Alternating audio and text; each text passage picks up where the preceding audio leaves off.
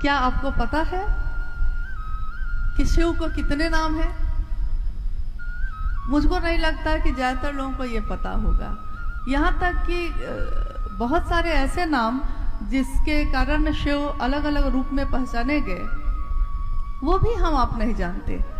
लेकिन शिव के जिस रूप से भी हम जुड़े, हमने उसको अपना माना। एकमात्र देवी देवताओं की कमी नहीं है, असंख्य देवी देवता हैं जिनकी हम पूजा करते हैं, लेकिन बाबा कह के, बाबा ये कह के हमने शिव को पुकारा। भोला भोला है मेरा बाबा, ये कह के हमने सिर्फ शिव को पुकारा। महाकाल है मेरा बाबा, ये कह के हम लोगों ने शिव को पुकारा। यानी जगत के लोग शिव के जिस भी रूप से जुड़े उसको अपना लगा, जैसे अपना कोई होता है, ये एहसास हुआ। कलयुग में यानी इस कालखंड में आते आते तक शिव के विभिन्न रूप व्यापक हो गए। नीलकंठ, महामृत्युंजय, महाकाल, महायोगेश्वर, महाऔढ़रेश्वर, सदाशिव, पंचानन, यानी विभिन्न रूप उनके व्यापक होते चले गए। हजारों वर्ष पहले की खुदाई में आज भी विशाल शिवलिंग खुदाई में मिलते हैं।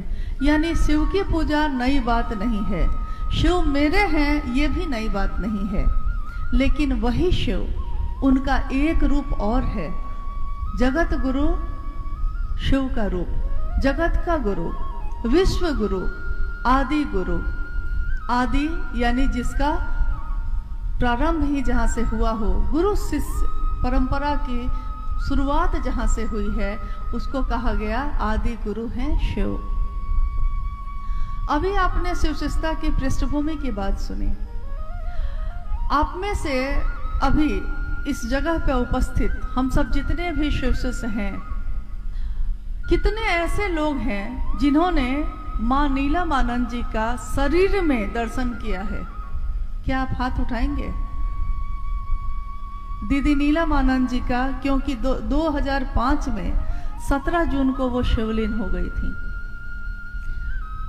आयु तो कम ही थी, लेकिन ऐसी छाप है आज तक, ऐसा काम किया उन्होंने कि हम उनको भुला नहीं सके। हमारे दिलों में विराजती हैं, हमारे पूजा घर में तस्वीर है उनकी। हम शिव के साथ साथ उनको भी प्रणाम करते हैं। और साहब हरिनानंद जी का सशरीर दर्शन कितने लोगों ने किया है? मतलब ज्यादातर लोगों ने किया है, लेकिन कुछ लोगों ने नहीं किया होगा। और आने वाले समय में जो नए शिव शिष्य होंगे, वो अपनी आंखों से तो उनको नहीं देख पाएंगे, लेकिन महसूस करेंगे।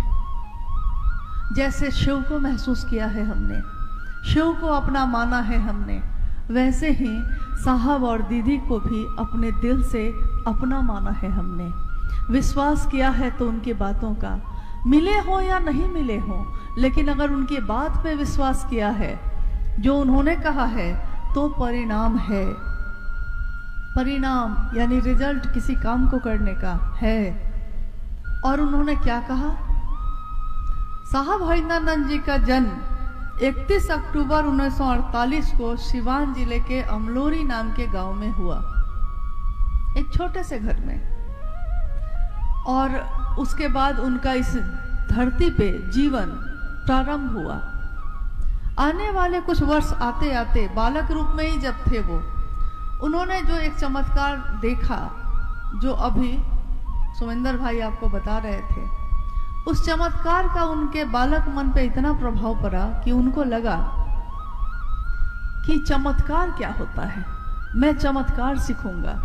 देखिए, गुरु अपने आकर्षण के केंद्र में, अपने आकर्षण में कैसे शिष्य को खींचते हैं।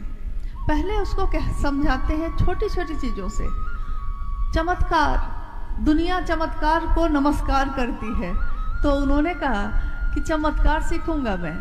और वैसे लोगों की खोज शुरू की जो उनको चमत्कार सिखा सकते थे। इस खोज में उनको अनेक साधु मिले, संत मिले, अघोरी मिले, ऋषि मुनि मिले, कापालिक मिले, शमशानी मिले, अनेक लोग मिले। और उन अनेक लोगों को उन्होंने बारी बारी से अपना गुरु बनाया। जो वो बताते थे वो साहब हरिंद्रानंद जी करते थे। मतलब शमशान साधना बताई तो शमशान साधना किया, कब्रिस्तान साधना बताई तो कब्रिस्तान साधना किया, मंत्रों का जप करने के लिए कहा तो मंत्रों का जप किया। देखिए, एक शिष्य विश्वास कर रहा है, जिसको भी वो गुरु मान रहा है उस पर विश्वास कर रहा है। वो क्या सोचता है कि गुरु का मतलब ही होता है जो अंधेरे से रोशनी की तरफ ले जाते हैं। तो एक शिष्य का मन इस बात पे विश्वास कर रहा है कि गुरु ही तो है ये, मेरे मन में फैले अंधेरे को दूर करेंगे। मैं चमत्कार सीखना चाहता हूँ, मुझको चमत्कार सिखाएंगे। एक बार साहब ने एक वाकया बताया, एक उदाहरण। उन्होंने कहा कि एक गांव में एक बच्चा जो छोटा था, उस गांव में जब एक सिपाही जी जाते थे लाल टोपी पहने हुए, तो उस गांव के सारे लोग उस सिपाही जी को प्रणाम करने लगते थे, बैठने के लिए खाट देने लगते थे, खाने के लिए सामान लाने लगते थे। तो वो जो बालक देखता था तो उसको लगता था कि ये सिपाही बहुत बड़ी चीज होती है। लोग उससे पूछते थे कि तुम क्या बनना चाहते हो, तो वो कहता था कि मैं सिपाही बनना चाहता हूँ। लेकिन धीरे धीरे वो स्कूल जाने लगा। स्कूल जाते आते देखता था कि एक थाना है, उसमें जो थाना प्रभारी हैं ये जितने सिपाही हैं उनको सैल्यूट करता है। तो उस बालक ने धीरे धीरे अपनी बात बदली। अब उससे जो पूछता था क्या बनना चाहते हो, तो वो कहता था कि मैं थाना प्रभारी बनना चाहता हूँ, दरोगा बनना चाहता हूँ। फिर कॉलेज में एडमिशन हुआ उसका, शहर में कॉलेज में जाने लगा। तो शहर में देखता था कि एसपी का जो ऑफिस है उसमें से एसपी साहब निकलते हैं, तो इस तरह के कितने दरोगा उनके सामने खड़े रहते हैं। अब उसका मन समझा कि नहीं, इससे बड़ी चीज है एसपी। धीरे धीरे उसने देखा कि कलेक्टर अगर बन जाए तो ज्यादा अच्छा है, क्योंकि पूरा जिला पे तब हम सबसे ऊपर हम ही होंगे। यानी उस बच्चे की उस दिन जो समझ थी, उसके जीवन में आने वाले गुरु ने उसकी समझ को धीरे धीरे बढ़ा दिया। और एक दिन वो बच्चा समझने लगा कि मुझको कलेक्टर बनना चाहिए। बालक हरिंद्रानंद जी के मन में उस समय हुआ था कि चमत्कार सीखूंगा। और साहब कहते थे हमेशा कि मैं सोचता था, जानते हैं मैं क्या सोचता था? मैं सोचता था चमत्कार सीखूंगा। मैं आंख बंद करके बैठ जाता था और जो बच्चे मेरे आसपास खेलते थे उनको मैं कहता था कि अभी अभी मैं सोने का जहाज मंगाऊंगा, देखना तुम लोग, अभी मैं सोने का जहाज मंगा के दिखाता हूँ। तो सब बच्चे मेरे आसपास जुट जाते थे और बड़ी बड़ी आंख करके देखते थे और सोचते थे अब आएगा सोने का जहाज, अब आएगा। लेकिन सोने का जहाज तो आया नहीं। तो साहब ने कहा कि फिर जब मैंने सोचा कि चमत्कार सीखूंगा, तो मैं कल्पना करता था, सोचता था कि मैं बड़ी बड़ी दाढ़ी बढ़ा लूंगा, गेरुआ वस्त्र पहनूंगा, रुद्राक्ष की मालाओं से मेरा गला भर जाएगा, इतने माला पहनूंगा और चिमटा रखूंगा, त्रिशूल रखूंगा, और जब कोई आएगा कष्ट दूर करने के लिए, कहने के लिए कि बाबा कष्ट है, तो मैं उसको चिमटा अपना बजाऊंगा जोर से और कहूंगा कि जा तेरा कल्याण हो बच्चा। कह के साहब हंसने लगते थे कि उस दिन मैं ये सोचता था। लेकिन मेरे गुरु ने मुझको ये समझाया, चमत्कार देकर समझाया। उन्होंने कहा भूख है तुम्हें चमत्कार की, तो पहले चमत्कार ही सीख लो। और इसको सीखने के लिए कोई तंत्र मंत्र या किसी साधना या मंत्रों का जप करने की जरूरत नहीं पड़ी। लगभग 14 वर्ष जब भटकते हुए गुजर गए थे साहब के, तो आरा जिला जो है, आरा जिला को जानते हैं ना आप लोग? जानते हैं। आरा जिला जो है उसमें आरा बलिया इस पे गाना बहुत बना हुआ है, बहुत प्रसिद्ध है। तो आरा जिला में एक शमशान है, गांगी शमशान। साहब हरिंद्रानंद जी उस समय पटना में लॉ कॉलेज में पढ़ाई करते थे, कानून की पढ़ाई। तो कानून की पढ़ाई दिन में करते थे और शाम की ट्रेन पकड़ के, बगल में ही आरा था, वहाँ चले जाते थे। रात में शमशान साधना वहाँ करते थे और फिर सुबह की ट्रेन पकड़कर पटना वापस। वो कहते हैं कि कितने सदियों तक, कितने समय तक मुझको याद नहीं है कि मैं सोया ही नहीं। लगता था नींद ही आंखों से गायब है। स्वाभाविक है, जो दिन भर क्लास कर रहा है और रात में शमशान साधना कर रहा है, कब सोता होगा, कब जगता होगा, ऐसा ही जीवन जा रहा था। लेकिन एक ऐसा काम करते करते एक दिन हम और आप थक जाते हैं, निराश हो जाते हैं, हताश हो जाते हैं। हमको लगता है कि इतने साल तक लगातार एक ही काम के लिए प्रयास करते रह गए और वो काम नहीं हुआ, क्योंकि तब तक चमत्कार भी सीख नहीं पाए साहब। हाँ, साधनाएं सीख ली, मंत्रों का जप सीख लिया, कुंडलनी साधना सीख ली, लेकिन चमत्कार तब तक उनके जीवन में घटित नहीं हो रहे थे। तो उन्होंने कहा कि जिस चीज को लेकर चला था उसके लिए भी 14 वर्ष बीत गए, अभी तक कोई ऐसा नहीं मिला। उसी शमशान की भूमि पर बैठे बैठे, नवंबर का महीना था और अर्धरात्रि का समय था, उनके बिल्कुल निराश मन ने, श्रांत और क्लांत मन ने सोचा, विचार एक कौंधा उनके मन में। कभी कभी हमारे आपके साथ होता है ऐसा, पहले से कुछ नहीं सोचा है हमने, अचानक ही एक विचार अचानक से आता है कि ऐसा करेंगे तो कैसा रहेगा, और लोग कहते हैं हाँ हाँ ये तो बहुत सुंदर विचार है। तो उस दिन अचानक उनके मन में ये कौंधा कि लोग कहते हैं कि गुरु ब्रह्मा होते हैं, गुरु विष्णु होते हैं, ऐसा श्लोक अभी तक लोग समझते थे। लेकिन साहब ने कहा कि इस श्लोक का अर्थ ये नहीं है कि गुरु ब्रह्मा और गुरु विष्णु होते हैं। उन्होंने कहा कि गुरुर ब्रह्मा गुरुर विष्णु गुरुर देवो महेश्वर गुरु साक्षात पर ब्रह्म तस्मै श्री गुरुवे नमः। यानी गुरु वो होता है जिसमें ब्रह्माणी शक्ति होती है, यानी उत्पन्न करने की शक्ति, वैष्णवी शक्ति होती है, यानी जगत को, जीवन को चलाने की शक्ति, और महेश की शक्ति होती है, यानी संहार करने की। यहाँ तक कि अंतिम पंक्ति में कही गई कि वो साक्षात पर ब्रह्म होते हैं गुरु। साहब ने कहा कि मैं सिवान का रहने वाला हूँ, लेकिन इसका असर है कि किसका असर है कि जब भी सोचता हूँ, जो बात सुना है उसका उल्टा सोचता हूँ। तो उन्होंने कहा कि मैंने सुना था ये, तो मेरे मन ने उल्टा सोचा।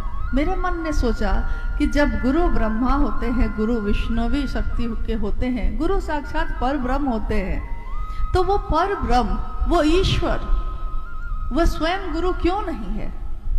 एक विचार था, ये कौंधा था उनके मन में, और उन्होंने ये सोचकर कि गुरु भगवान होते हैं तो भगवान ही गुरु क्यों नहीं है, भगवान यानी शिव, उन्होंने शिव को ही अपना गुरु बना लिया। ये 1974 माह की घटना है।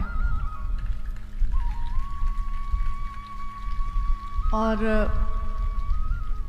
आपने अभी तीनों सूत्रों के बारे में सुना, भाई राजेश जी बता रहे थे, स्पष्ट हुआ या नहीं, लेकिन तीनों सूत्रों में पहला सूत्र कहता है, मतलब ये तीनों सूत्र क्या हैं? साधन है इस बात के कि हम शिव तक पहुंच सके, मेरा मन शिव तक पहुंच सके। जैसे इस जगह पे आने के लिए आपने अलग अलग सवारियां ली होंगी, कोई ट्रेन से आया होगा, मेट्रो से आया, फिर वहां से उतरा, ऑटो से आया, फिर वहां से उतरा तो देखा कुछ दूर और है तो कोई रिक्शा मिल गया होगा तो उससे आ गया।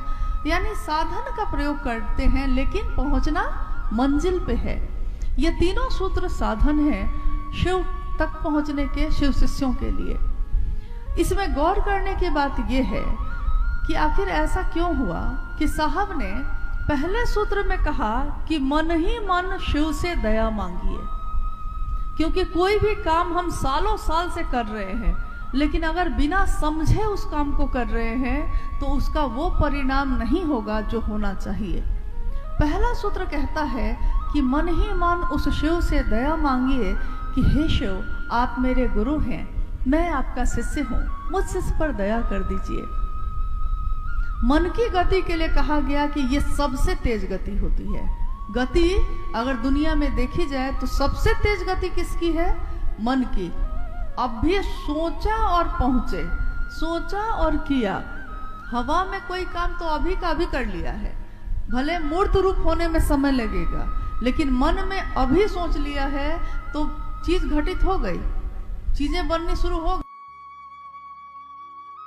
गई, क्योंकि मैंने सोच लिया। अब ये तो सोच लिया, यानी मन की गति सबसे तेज है। तो साहब ने कहा कि उसी मन की गति पे शिव को संप्रेषण करिए, यानी अपने मन का संदेश भेजिए, हे शिव आप मेरे गुरु हैं, मेरे।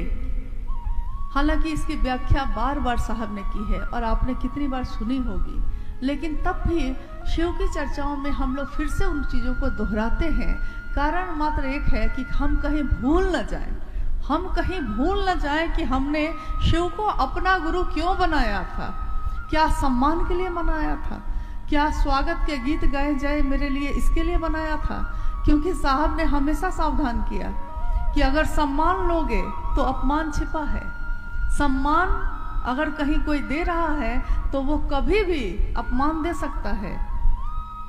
इसलिए सम्मान भी हो तो सोच लेना कि महादेव के लिए हो रहा है, और अपमान भी हो तो सोचना कि महादेव के लिए ही हो रहा है। तो ये बात जो उन्होंने कही बार बार, मन की गति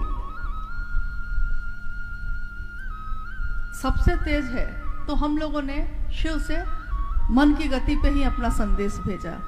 दया, लेकिन पहले सूत्र में दया है, और उनके जीवन में जब उन्होंने शिव को अपना गुरु बनाया था, 1974 का महीना मतलब साल था, महीना था नवंबर, और उसके ठीक एक वर्ष के बाद 1975 में मुजफ्फरपुर जिला है बिहार का एक जिला, उत्तर बिहार का बहुत बड़ा जिला है वो, उसका एक प्रखंड है तुर्की।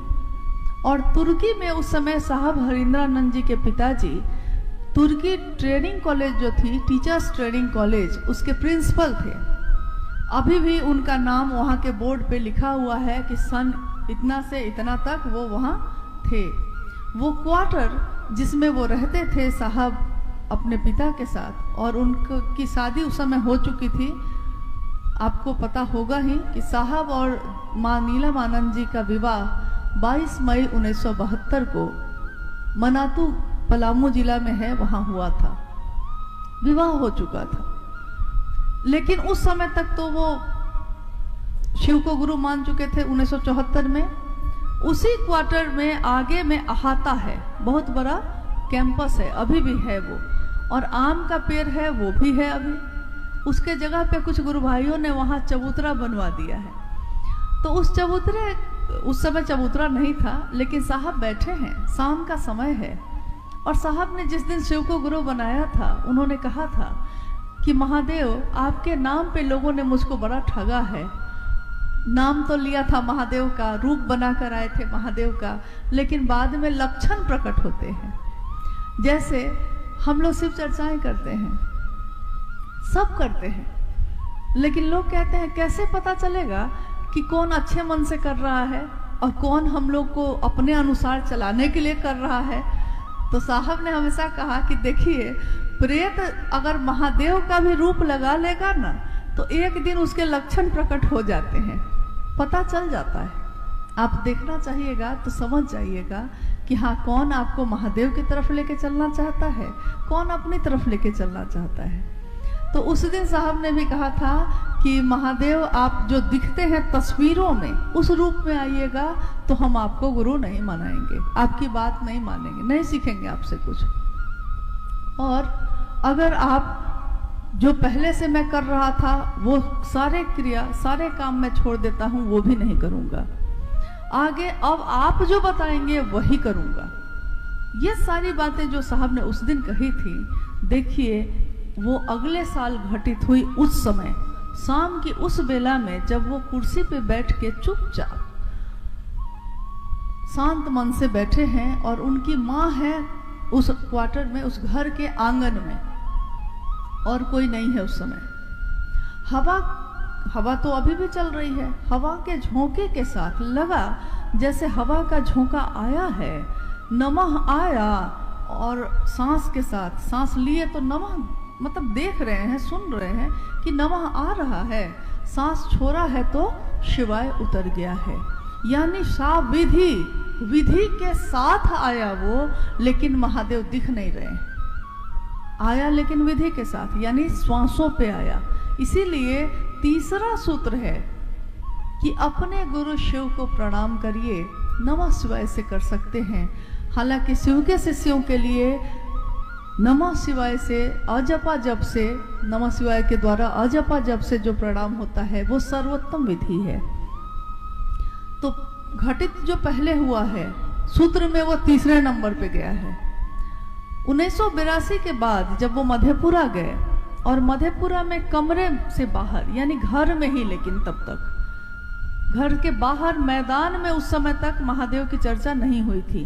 कमरे से बाहर, यानी उसी घर में बरामदे में बैठे हैं, अहाते में बैठे हैं, 2, 4, 5, 10 लोग आते चले गए, जुड़ते चले गए, महादेव की चर्चा होती चली गई। इस तरह से महादेव की बात शुरू हुई। 1986 में जब साहब आए बेगूसराय किसी काम से, आपने ये घटना सुनी होगी या पढ़ी भी होगी कि वहाँ भी जब सुबह में अचानक उनकी नींद टूटी, और जिनके घर में वो रुके थे, रोहतगी अंकल, जो साहब के मित्र भी थे, शिव शिष्य भी हुए बाद में, और अच्छे शिव शिष्य हुए। तो साहब ने कहा कि वो भगवती के उपासक थे, सुबह सुबह 4 बजे उठ के ही भगवती की उपासना शुरू कर देते थे। तो सुबह 4 बजे ही उठ के वो करने लगे। साहब का स्वभाव था, चूंकि शमशान साधना में बहुत रहे हैं, तो सुबह में देर से उठना, लेकिन इतनी तेज आवाज में अगर कोई श्लोक पढ़ने लगे तो आपकी नींद टूट जाती है। तो उनकी नींद भी टूट गई। तो साहब ने कहा कि बाहर ही बैठता हूँ। बाहर निकले, तब तक रोहतगी जी ने देखा कि साहब बाहर निकल रहे हैं, तो वो आके स्टूल और कुर्सी देकर उनको बोलने लगे कि चाय बना दे क्या। साहब ने कहा कि नहीं नहीं, आप जाइए ना, पूजा करिए पूजा करिए। तो वो चले गए पूजा करने। और आकाशवाणी की जो घटना हुई, अचानक उस शांत माहौल में, उस अमृत बेला में, ब्रह्म मुहूर्त कहते हैं उसको, उस बेला में अचानक एक आवाज गूंजी, और सिर्फ साहब का ही मन सुन रहा है उसको, क्योंकि जिसके लिए आकाशवाणी होती है सुनाई भी उसी को देती है। फिर और लोग भी वहां होंगे तो सुनाई नहीं देगी उसको। ये साहब ने ही कहा था। तो आवाज आई, और उस आवाज ने कुछ देर तक जो इनसे बात की, उस बात का सार, निचोड़ ये था कि तुम जो करते हो दूसरे को करने के लिए नहीं कहते हो। साहब ने कहा कि मैं जो करता हूं मैं दूसरे को करने को कहता हूं। आवाज ने पूछा कि क्या करने के लिए कहते हो। तो साहब को समझ में आ गया कि मैं कहता हूं शिव को गुरु बनाओ, क्योंकि शिव को गुरु बनाने की बात तो शुरू हो चुकी थी, लेकिन करने के लिए क्या कहते हो। तो करने के लिए मैं नमः शिवाय आ गया था, तो नमः शिवाय करने के लिए कहता था, और कुंडलिनी साधना या और चीजें बताता था। आवाज ने कहा जो तुम करते हो वही दूसरे को करने को कहो, जो तुम करते हो वही दूसरे को करने को कहो। साहब ने कहा कि मैं क्या करता हूँ। साहब ने तब सोचा, आवाज जो सुनी तो उनको लगा कि मैं क्या करता हूँ। तो उनको सब कुछ समझ में आ गया कि मैं क्या किया। मैंने पहले शिव को गुरु बनाया, फिर दूसरों से कहा कि तुम भी शिव को अपना गुरु बनाओ, और इस कहने में मैंने सारे प्रयास किए, यहाँ तक कि मैंने चाय पिलाई उसको, खाना खिलाया, अपने यहाँ बैठाया, उसको सुलाया, मेरी जो जमा पूंजी थी तोड़कर भी दे दिया कि शिव शिष्य बनेगा, महादेव का काम करेगा। यानी दूसरों को प्रेरित किया शिव की तरफ चलने के लिए। खुद शिव शिष्य बना, दूसरे को प्रेरित किया। हम कहते हैं कि शिव के शिष्यों का यह लौकिक उद्देश्य क्या है, इन शिव चर्चाओं का उद्देश्य क्या है, हम क्यों करते हैं, हम शिव की बात क्यों करते हैं। तो एकमात्र उद्देश्य होता है कि स्वयं भी समझ सकें शिव यथार्थ में मेरे गुरु हैं, और दूसरों को भी हम समझा सकें कि तुम्हारे गुरु भी शिव हैं। यानी ये बना दूसरा सूत्र। जो पहले आया वो बनाया तीसरा सूत्र, जो उसके बाद आया वो बना दूसरा सूत्र। लेकिन पहला सूत्र हम लोग का क्या है कि शिव से दया मांगते हैं हम। और इसके पीछे जो घटना है उसके बारे में साहब ने बताया कि जब वो सिंहेश्वर धाम में गए थे और रसगुल्ले जो उन्होंने चढ़ाए थे, उस घटना का जिक्र किया। उन्होंने कहा कि लोग मुझको मेरी हंसी उड़ाते थे। मेरे ऑफिस के, चूंकि उस समय वो मजिस्ट्रेट थे वहाँ, तो उनके पदाधिकारी जो और थे ऑफिस में, जब साहब ऑफिस जाते थे तो लोग कहते थे, तब हरिंद्रानंद जी आपके महादेव कैसे हैं? तो साहब को बुरा लगता था। उनको लगता था कि मेरा मजाक उड़ा रहा है।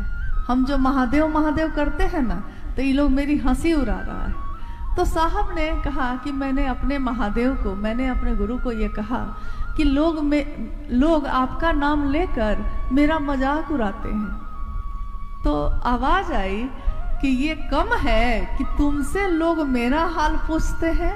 सोचिए जिस बात के लिए ये शर्मिंदा हुए, उस बात के लिए दृष्टिकोण देखिए, देखने का नजरिया कैसा होता है कि ये किससे पूछा जाता है कि वो कैसे है। जैसे आप अगर यहाँ रहते हैं तो आप रांची जब साहब रहते थे, या देवघर रहते थे, या पटना रहते, साहब जहाँ रहते, आप उनके आसपास रहने वाले लोगों को फोन लगा के पूछते थे ना कि साहब खाना खा रहे हैं, साहब ठीक हैं, साहब की तबीयत कैसी है। क्यों? क्योंकि आप उस व्यक्ति से नहीं जुड़े हैं जिसको आप फोन कर रहे हैं, लेकिन आप उनके बारे में जानना चाहते हैं जिसके पास वो रहता है। तो आवाज ने कहा कि ये क्या कम है कि लोग तुमसे मेरा हाल पूछते हैं। तब से साहब ने कहा कि इस बात के लिए कभी घबराना मत कि लोग तुम्हारा मजाक उड़ाते हैं, क्योंकि मजाक भी उड़ाने में गलती से भी वो महादेव का नाम लेता है।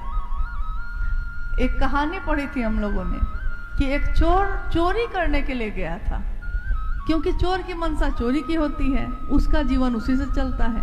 वो चोर गया था चोरी करने। जंगल में, सुनसान में एक जगह एक छोटा सा मंदिर था शिव का, उसमें एक घंटा लगा हुआ था ऊपर बजाने वाला, और वो सोने का था। तो चोर जो है बहुत दिन से सोचता था कि सोना का है, लेकिन फिर सोचता था नहीं मंदिर का है, थोड़ा सा मन को समझाता था। एक दिन क्या हुआ कि उसको कहीं कुछ नहीं मिला, चोरी के लिए कोई सामान नहीं मिल पाया। अब निराश मन से लौट रहा था, अचानक उसके मन में भी विचार कौन था उस समय, उसने सोचा कि अभी तो सुनसान है, कोई देख नहीं रहा है, वो घंटा जो सोना का है वही उतार लेते हैं। अब वो बहुत कोशिश किया अपना हाथ वहां तक पहुंचाने का, घंटा तक उसका हाथ नहीं पहुंचा, उतना लंबा नहीं था वो। तो उसने, अंधेरा था, रात का समय था, अंधेरा था, उसने अपने पांव से टटोला कि कुछ भी चढ़ने के लिए है क्या। तो उसको लगा कि मेरे पैर के नीचे कुछ है जिस पे हम चढ़ सकते हैं, तो वो चढ़ गया। और घंटा थोड़ा चमक रहा था, सोना का था, तो घंटा को तोड़ा, और अभी तोड़ा ही था कि महादेव प्रकट हो गए। और महादेव प्रकट हो गए, उन्होंने कहा कि मांगो, क्या मांगते हो। अब तो चोर बेचारा घबरा गया, उसको लगा कि ये मतलब मेरे साथ क्या हो रहा है, सपना देख रहे हैं क्या हम, ये हुआ क्या, महादेव कैसे प्रकट हो सकते हैं, मैंने तो कभी कुछ किया ही नहीं ऐसा कुछ। तो महादेव ने कहा कि बताओ, लोग मेरे ऊपर जल चढ़ाते हैं, दूध चढ़ाते हैं, फल फूल चढ़ाते हैं, तुमने अपने आप को ही चढ़ा दिया मेरे ऊपर क्योंकि वो शिवलिंग पे ही चढ़ गया था गलती से चढ़ गया था, लेकिन परिणाम में महादेव खुद आ गए। गलती से भी हरि से लागी रहो रे भाई, तेरा बनत बनत बन जाए। महादेव से गलती से भी अगर हम जुड़े रह जाएं, विवस्था में भी जुड़े रह जाएं, तो महादेव का के तरफ से परिणाम हमेशा कल्याण होता है, कल्याणकारी होता है। आइए, हम लोग तीनों सूत्रों पे हम लोगों ने बात की है। अगर कोई जिज्ञासा है तो उस पर भी थोड़ी देर हम लोग बात कर लें, फिर आप भी लौट जाएंगे, फिर हम लोग भी लौट जाएंगे, फिर ये मुलाकात हो ना हो कोई नहीं जानता। जीवन इतना क्षणभंगुर है, पता ही नहीं चलता कब कौन इस जीवन में देखते देखते दृश्य बदल जाता है। आदमी ठीक से देख पाता नहीं और पल में ये मंजर बदल जाता है। एक महादेव का सत्य ही नहीं बदलता, एक महादेव की सुंदरता ही नहीं बदलती, बाकी सब का सच बदल जाता है। जिसको भी सोचते हैं कि अपना है, कुछ ही दिन के बाद पता चलता है कि यह कितना बड़ा भ्रम था, वो अपना कभी था ही नहीं। तो वैसे ही साहब ने कहा कि हमेशा उस शिव पे ही, अपने गुरु पे ही विश्वास करना, क्योंकि उसके सिवा तुम्हारा अपना कोई इस धरती पे है ही नहीं। सिर्फ तुम्हारा ही नहीं, प्रत्येक आदमी के साथ यही स्थिति है। हम साथ रहते हैं, भीड़ में रहते हैं, लेकिन हैं तन्हा ही, हैं अकेले ही।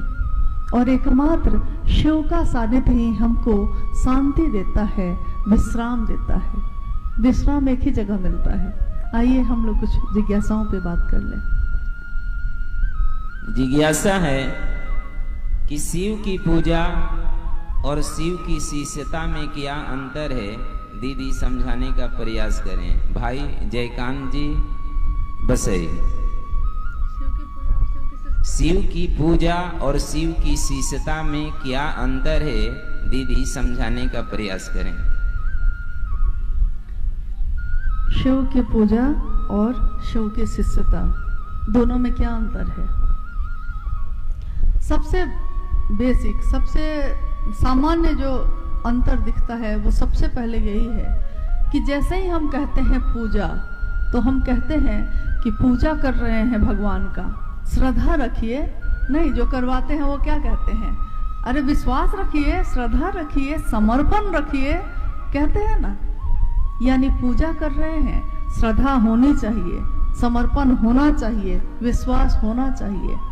और पूजा में शिव के मंदिर में, शिव के शिवलिंग के सामने या शिव की मूर्ति तस्वीरों के सामने खड़े होके वो कहता है भक्त कि तुम करुणा के अवतार हो, तुम सबका हरण करने वाले हो, दुख हरण करने वाले हो, तुम अच्छे से अच्छे हो, सुंदर से सुंदर हो, कल्याण स्वरूप हो।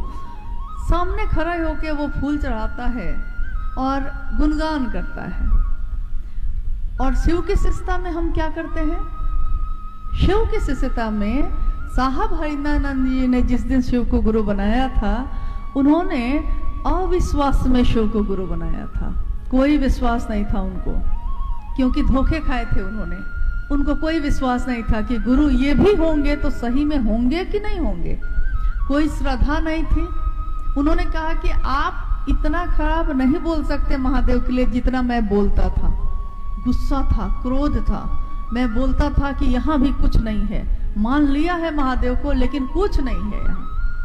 और समर्पण तो था ही नहीं। लेकिन उन्होंने कहा कि मैंने अपने अनुभूति से ये समझा है कि अविश्वास में भी, अश्रद्धा में भी और संशय में भी अगर शिव के प्रति विचार में भी खड़े रह गए तो शिव परिणाम देते हैं। बिल्कुल वही जो विश्वास के साथ कोई खड़ा है उसको जो परिणाम मिलेगा, अविश्वास के साथ भी जो खड़ा है उसको भी वही परिणाम मिलेगा। अंतर नहीं करते गुरु, क्योंकि विद्यार्थी गुरु से प्यार करता ही नहीं है, ये गुरु समझते हैं। लेकिन उनके क्लास में आ जाता है तो गुरु पढ़ाते हैं।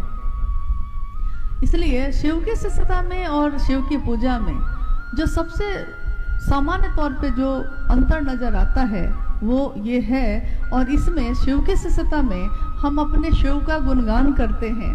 कहाँ? किसी भी व्यक्ति से, कहीं भी दुनिया में कहीं भी हम जाते हैं, रहते हैं, खाते हैं, पीते हैं, सब से हम अपने गुरु की बात करते हैं। यहाँ तक कि सामने वाले, एक बार रांची में क्या हुआ कि कुछ गुरुबाने आई तो उन्होंने कहा, साहब के सामने वो लोग आई थी मिलने, तो साहब से उन्होंने कहा कि जी हम लोग रोज इधर निकलते हैं फटाफट के लिए, थोड़ी देर 1 घंटा भी सुबह में स्टेशन है बगल में, या लोग आते जाते हैं तो उनसे महादेव की बात कर लेते हैं। साहब ने कहा बहुत अच्छी बात है, अच्छा है, 1 घंटा कर भी लो, घर भी देखो, सब दोनों काम होना चाहिए। तो उसमें से एक गुरुबान ने हंसते हुए कहा कि जी आज क्या हुआ कि जब हम लोग आ रहे थे इस तरफ तो कुछ लोग जो इस मोहल्ले में रहते हैं, हम लोगों को दूर से ही देखकर उन्होंने रास्ता बदल लिया। तो मैंने पूछा कि क्यों रास्ता बदल लिया?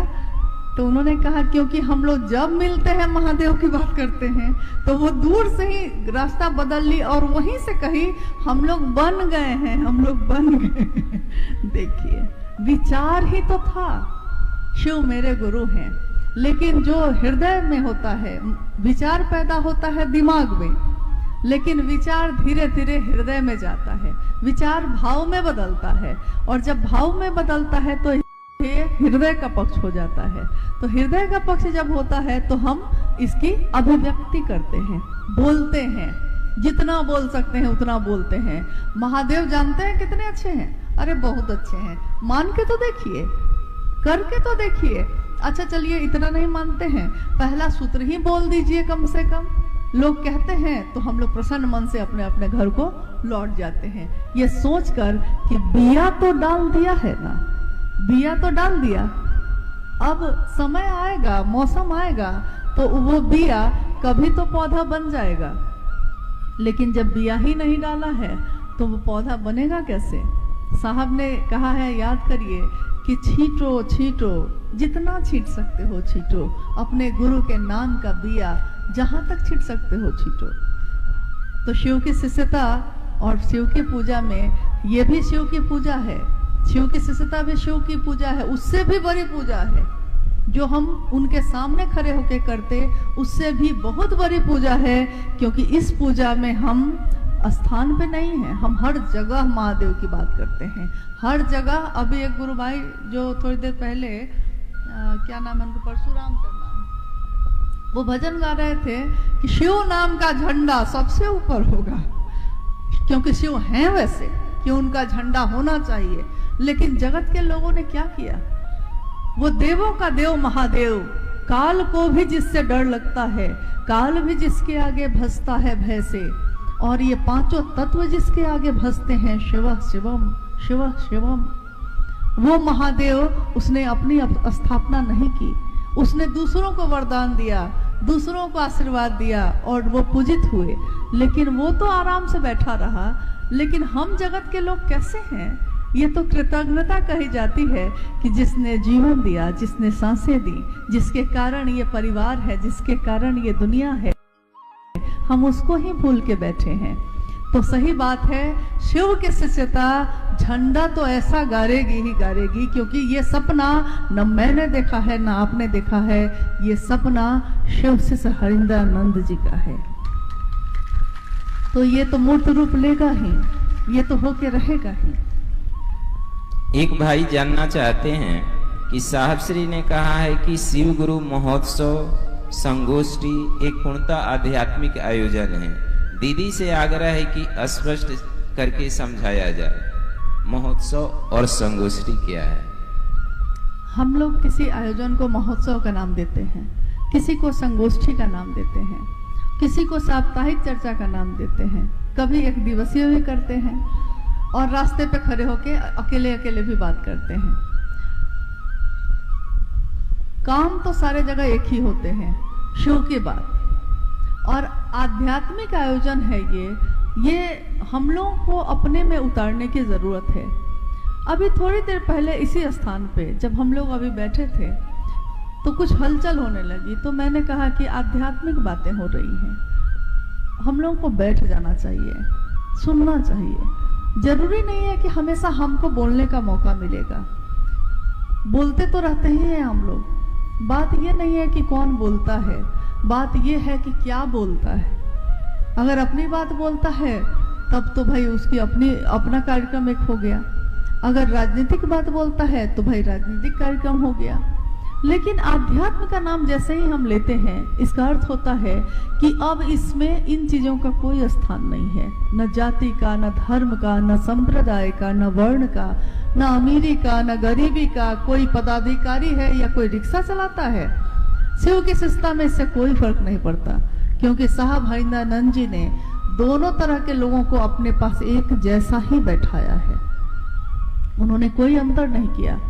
तो शिव के शिष्यता में, शिव के शिष्यों को अगर कोई भी आयोजन करना चाहिए, हम आप कोई भी अगर आयोजन करते हैं तो हम लोगों को इस बात का ध्यान रखना चाहिए कि उस आयोजन में हम आध्यात्मिक रूप से जुड़ें, यानी शिव के गुरु स्वरूप की बात हो रही है, मेरे गुरु की बात हो रही है, उसको सुने और फिर अपने घर को चले जाएं, अपने साहब को याद करें, अपने दीदी को याद करें, अपने महादेव को याद करें, महादेव का काम करें।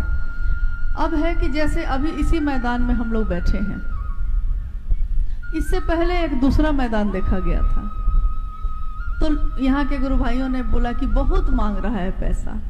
तो हम लोगों ने कहा कि भाई दूसरा मैदान नहीं है। इन लोगों ने कहा कि है, लेकिन बड़ा गंदा है, पानी है चारों तरफ। और आपको पता है कि पिछले कुछ दिनों से लगातार यहाँ के गुरु भाई गुरु बहनों ने कुदाल चला कर, सफाई कर करके इस मैदान को एकदम समतल और साफ बना दिया। काम ये हुआ, मैदान बुक करके कार्यक्रम करना कोई बड़ी बात नहीं थी, लेकिन मैदान बनाकर काम करना ये शिवशिष्टता है। क्योंकि आप एक संदेश छोड़कर जाते हैं समाज के लोगों के बीच। यहाँ के गांव के लोग कहेंगे कि यहाँ शिव चर्चा हुई, इस बहाने देखिए कितना सुंदर हो गया ये परिवेश। नहीं, क्योंकि वो तो हम लोग कभी भी कर लेते। और मुझको याद है कि बिहार में जब शुरू में शिव चर्चा शुरू हुई थी, तो उस समय गांव-गांव में साहब और दीदी जाते थे और गांव-गांव में शिव चर्चाएं होती थी। गांव के ही गुरु भाई गुरु बहन मिल के उस मैदान को, मुझको तो याद है कि मतलब कभी कभी किसी वीडियो में मैंने देखा, क्योंकि उस समय मैं नहीं थी, मैं बाद में आई थी, लेकिन वीडियो में मैंने देखा कि लोगों ने उसको नीप के अपने हाथों से ऐसा पवित्र जैसा कर दिया था कि लगता था कि सब ऐसे बैठे थे। और तिरपाल टांग के खुद ही कागज काट काट के सजा भी दिया। देखिए, अति सामान्य लोगों ने शिव की चर्चाएं शुरू की। साहब उस समय क्या थे? बड़े पदाधिकारी थे। मां नीलम आनंद जी क्या थी? राज परिवार की बेटी, डिप्टी कलेक्टर की पत्नी थी। लेकिन अपने अस्तित्व को भूलकर उन्होंने शिव के लिए वैसी जगहों को चुना जहां के लोग शिव के लिए चल सकते थे, जो कर सकते थे। तो उन्होंने उन लोगों का साथ दिया। वो उनके घर में रहे, उनके साथ खाए, उनके साथ रात और दिन बिताया। और महादेव की बात इतनी की कि सुबह से कब रात से कब सुबह हो गई पता ही नहीं चला। एक बार साहब ने शाम में चर्चा शुरू की, चर्चा हो रही है और सामने वाले लोग सुन रहे हैं। बाद में उनको लगा कि बहुत समय हो गया है, तो उन्होंने कहा कि नीलम चाय थोड़ा बनवाइए। तो माँ ने कहा कि पहले मुंह धोइए क्योंकि सुबह हो गई है। तो सोचिए तो क्या अद्भुत समय रहा होगा। देखिए बोलने वाले तो साहब थे, लेकिन बोलने वाला कितना भी अच्छा बोले, कितनी भी अच्छी बात सुना रहा हो, सुनने वाला अगर नहीं, उसका भी अच्छा रहना बहुत जरूरी है। अगर सुनने वाला नहीं सुने तो आने वाले और बोलने वाले का कोई वैल्यू नहीं है। इसलिए हमेशा याद रखिएगा, सारा मतलब आयोजन, सभी आयोजन में शिव शिष्यों की ही खूबसूरती है, क्योंकि वही करते हैं। हाँ, जो आया है वो फिर चला जाएगा, हम ही आए हैं फिर चले जाएंगे, लेकिन यहाँ मेहनत कौन कर रहा है। इसलिए कल भी कुछ गुरु भाई गुरु बहनों से बात हो रही थी यहाँ थोड़ी देर के लिए, तो उसमें हम लोगों ने ये कहा कि देखिए, कभी कोई सुनते हैं कि यहाँ से आए, कि कोई गुरु भाई यहाँ से आए तो चर्चा हो रही है, कभी सुना यहाँ से आए तो वहाँ से चर्चा हो रही है। हर आदमी बोले जा रहा है। और उस समय मैं देखती हूँ कि आप लोग जो यहाँ पे काम किए हैं, आप लोग गौन हो जाते हैं, और जो आ गया है चाहे वो अपने क्षेत्र में उसको कोई पूछ नहीं रहा होगा, लेकिन यहाँ आ गया है तो मुख्य वक्ता वही हो जाता है। तो मुझको लगता है कि क्या कर रहे हैं आप लोग, ये क्यों कर रहे हैं, कारण क्या है इसके पीछे। नहीं आपको लगता है कि ऐसा अजीब सा लगता है क्या? मैंने उनको कहा क्या आपके जाने पे वो ऐसा आयोजन करके आपको मुख्य वक्ता बनाएंगे? अगर बनाएंगे तो जरूर जाइए। तो उसी पे मैंने सुनाया एक बार कि साहब ने कहा कि, और बड़ा हंसे थे साहब इस बात को कह के। उन्होंने कहा कि एरोड्रम देखे हैं, एरोड्रम जिसपे हवाई जहाज या हेलीपैड बनता है तो हेलीकॉप्टर उड़ता है, और हवाई जहाज, छोटा हवाई जहाज, बड़ा हवाई जहाज, सब जो है एरोड्रम पे चलता है। तो साहब ने कहा कि ये शिव शिष्यता का एरोड्रम मैंने बना दिया है। साहब ने कहा एरोड्रम मैंने बना दिया है, अब देखता हूं कि सब अपना अपना हवाई जहाज उड़ाया जा रहा है, इस पे सब अपना अपना उड़ाया जा रहा है। उस समय मैं सोचता हूं उड़ा तो रहे हो बाबू, अगर वो एरोड्रम नहीं रहे तब तो उतरोगे फिर कैसे? एरोड्रम रहना चाहिए।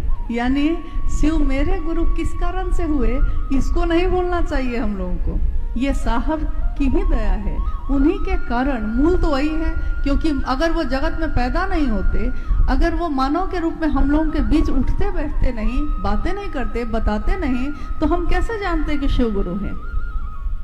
क्योंकि महादेव को भी इस जगत में पहुंचने के लिए मानव का रूप लेना पड़ता है, तभी हम उनको छू सकते हैं, तभी हम उनको सुन सकते हैं, तभी हम उनको देख सकते हैं, क्योंकि इन आंखों से उस शिव का दर्शन सीधे नहीं हो सकता है। तो इसके लिए उनको मानव रूप में तो आना ही पड़ा, और मानव रूप में आकर उन्होंने क्या किया?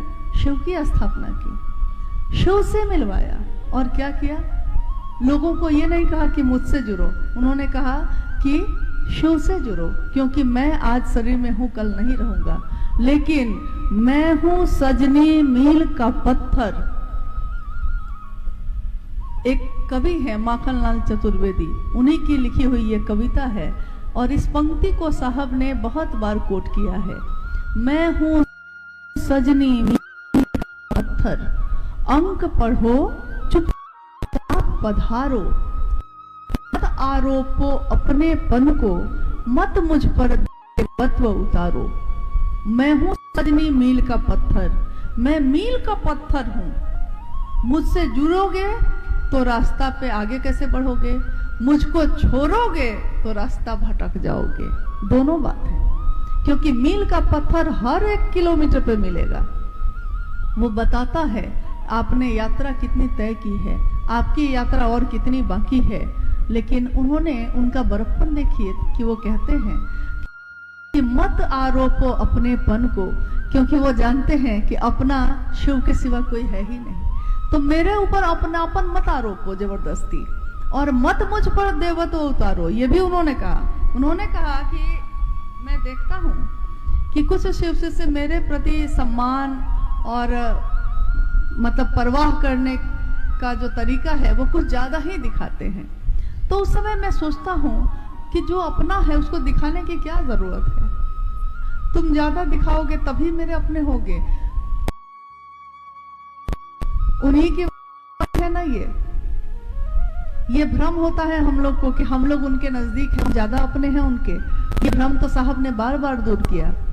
उन्हीं की वाणी है ना ये कि आज अगर राजस्थान के मरुस्थल में भी किसी ने शिव को अपना गुरु बनाया है, वो मुझसे मिला भी नहीं है और शायद इस जीवन में मिलेगा भी नहीं, लेकिन तब भी वो मेरे कलेजे का टुकड़ा होगा। ये उन्हीं की वाणी है। हमेशा विश्वास करिए कि जहां भी आप शिव की बात करिएगा, सबसे नजदीक उस महामानव के आप ही होइएगा, या हम होंगे। जो करेगा सो पाएगा।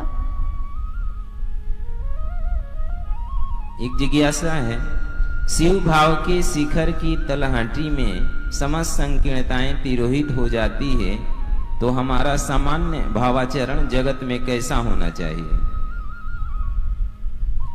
ये पंक्ति है शिष्यानुभूति की। शिष्यानुभूति 1990 के दशक में एक छोटी सी किताब छापी गई थी। आप में से कितने लोगों के पास है वो? अच्छा है मतलब ज्यादातर लोगों के पास है। ये खुशी की बात, इसलिए क्योंकि उसमें शिष्य ने अपनी अनुभूति लिखी है अपने गुरु के लिए, और ये पंक्ति भी उसी शिष्यानुभूति की पंक्ति है। हालांकि इस पंक्ति पे पूर्व में बहुत सारी चर्चाओं में बात हुई है, लेकिन इस पंक्ति में एक पंक्ति और जुड़ी हुई आज है। इसको फिर से सुनिए। अब भाई जितेंद्र जी पढ़ रहे हैं, इसको फिर से सुनिएगा ताकि उसको समझने में सुविधा होगी।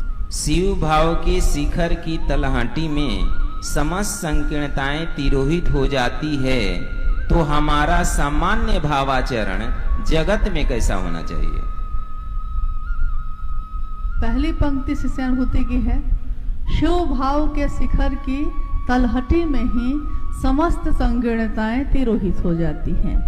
इसके साथ जिज्ञासा ये है कि अगर ऐसा होता है तो हम शिव शिष्यों का सामान्य जगत में हमारा आचरण भाव कैसा होना चाहिए। पहली पंक्ति स्पष्ट करती है कि शिव के भाव में बाघ बैठा है, बैल बैठा है, सांप बैठा है, मोर बैठा है, यानी सब वैसे लोग, बाघ है, सब वैसे लोग हैं जो एक दूसरे का भोजन है, एक दूसरे को खाते हैं। बाघ बैल को खाता है, मोर सांप को खाता है, सांप चूहे को खाता है। लेकिन शिव परिवार में जो तस्वीर बनी हुई है, सारी सवारियां अलग अलग हैं, लेकिन जब वो एक भाव में, शिव के भाव में बैठते हैं तो सब अपना जन्मजात स्वभाव, देखिए महत्वपूर्ण क्या है इसमें, ये स्वभाव यानी जो जन्म से ही हमारे साथ है वो भाव भी हम भूल जाते हैं। यानी जो भोजन है जिसके बिना हम जिंदा नहीं रहेंगे उसको भी भूल जाते हैं। और ये कब होता है? जब शिव भाव के शिखर की तलहटी में ही हम रहते हैं। शिव भाव का शिखर मान लीजिए एक पर्वत है, एक पहाड़ है, और पहाड़ की चोटी वो शिखर है जो शिव भाव का शिखर है, शिव बैठे हैं उस पर। उस पहाड़ के नजदीक ही हम अभी गए हैं, नीचे ही हैं, तलहटी में ही। जैसे यहाँ से आप जाइएगा, बगल में ही शिमला है, हिमाचल है ना, दिल्ली से नजदीक में उत्तराखंड है, बहुत सारे हिल स्टेशन हैं। आप दिल्ली में गर्मी में हैं और आप जैसे ही शिमला के नजदीक पहुंचते हैं उससे पहले ही हवाएं ठंडी होने लगती हैं, तो बीच रास्ते में रोक के आप स्वेटर निकालते हैं। दिल्ली में गर्मी में नहाए हुए थे और शिमला पहुंचते पहुंचते गाड़ी रोककर आपको स्वेटर पहनना पड़ता है। क्यों? अभी वहां पहुंचे भी नहीं हैं, लेकिन हवा में ठंडक महसूस होने लगी, ठंड लगने लगी, यानी कि वहां का प्रभाव यहाँ दिख रहा है। अभी आप पहुंचे नहीं हैं, अभी जा ही रहे हैं, रास्ते में ही है। मेरा मन जब शिव भाव के शिखर की तरफ जा ही रहा है तो मेरा मन धीरे धीरे किन चीजों को छोड़ता जा रहा है? जाति हम भूल गए, संप्रदाय भूल गए, अमीर हैं गरीब हैं सब भूल गए, एक साथ बैठते हैं, एक साथ खाते हैं, एक साथ चलते हैं। यहाँ तक कि जिसका मुंह नहीं देखने का मन करता था, विवस्था में ही सही, प्रेम नहीं है, हो सकता है प्रेम नहीं हो आपस में, मन नहीं करता है कि उसका मुंह भी देखें हम, लेकिन महादेव के काम में जब निकलते हैं तो फिर दोनों साइड के बैठ के चले जाते हैं। देखिए वो सारी संकीर्णता जो हमारे मन को खींच रही थी, जकड़ी हुई थी, वो सब तिरोहित हो गई। तिरोहित यानी कि अपने आप उड़ गई, हटाना नहीं पड़ा, अपने आप खत्म हो गई, तिरोहित हो गई। तो शिव के शिष्यों को, शिव किसके साथ ऐसा होगा? जो शिव भाव के तरफ जाएगा। और शिव के शिष्य, तीनों सूत्र इसी के लिए करते हैं। तो शिव के शिष्यों का सामान्य जगत में आचरण और भाव कैसा होना चाहिए? तो भाई आपको कोई अच्छा लगे या ना लगे, लेकिन अगर वो महादेव का काम कर रहा है तो आपको सम्मान से प्रणाम करना चाहिए कि कुछ तो कर ही रहा है ना, कुछ तो कर रहा है, अब उसकी वही सामर्थ्य है। मुझको याद है कि मैंने एक जगह एक ये पढ़ा था और ये साहब को सुनाया भी था। तो साहब ने कहा था कि बिल्कुल बिल्कुल यही होना चाहिए। मैंने कहा कि मैंने एक जगह पढ़ा, एक वृतांत लिखा था, एक ऋषि बोल रहे हैं कि आकाश किसी पंछी को नहीं रोकता उड़ने से। आकाश इतना विशाल है, इतना विशाल है कि उसको कोई फर्क नहीं पड़ता कि कितने लाखों पंछी उड़ रहे हैं। कोई गरुड़ है, कोई कौवा है, कोई चिड़िया है, कोई मैना तोता भी है, कोई रंगीन है, कोई बदसूरत है, कोई मीठा बोलता है, कोई किसी की आवाज एकदम कर्कश है। लेकिन आकाश किसी को नहीं रोकता उड़ने से। जिसकी जितनी सामर्थ्य है, जिसकी जितनी ताकत है, उतना ही उड़ता है उस आकाश में, और उड़ता है, फिर थक के लौटता है, फिर उड़ता है। इसी तरह हम शिव शिष्यों को भी जितनी हमारी सामर्थ्य है, जितने मेरे पास सुंदरता या कुरूपता है उसको लेकर अपने गुरु के काम के लिए आगे बढ़ना चाहिए। अपने मन को सुंदर करिए, आपका मन सुंदर होगा, परिवेश सुंदर होगा, परिवार सुंदर होगा, गांव सुंदर होगा, ये पूरी धरती शिवमय होगी। और साहब की वो बात चरितार्थ होगी कि मैं नहीं जानता शिव के बिना ये दुनिया कैसी होगी, लेकिन मैं ये जानता हूँ, शिव श्री हरिंद्रानंद जी की वाणी, कि मैं ये जानता हूँ कि शिव के साथ ये सृष्टि सुवासित होगी, सुगंधित होगी, सबल होगी। यानी वो ये जानते हैं कि शिव के साथ हम कैसे होंगे। तो ये रास्ता हम अपनाएं, हमारे भाव में, हमारे मन में, हमारे आचरण में भी वो दिखना चाहिए जो हम बोलते हैं। बोल कुछ रहे हैं, कर कुछ रहे हैं, तो ये बात ठीक नहीं है। और ये हमारे साहब के ही सपने को चूर चूर करने का काम हो गया। हम बात उसकी कर रहे हैं, कम से कम नाम अगर रोशन ना कर सके संतान तो कलंकित भी नहीं करना चाहिए। रोशन नहीं कर सकते हैं तो अपने घर में बैठ जाएं, वो ज़्यादा अच्छा है। लेकिन अगर काम करने निकले हैं, महादेव का नाम लेकर निकले हैं, तो महादेव का झंडा गाड़ के आइएगा, अपना नहीं।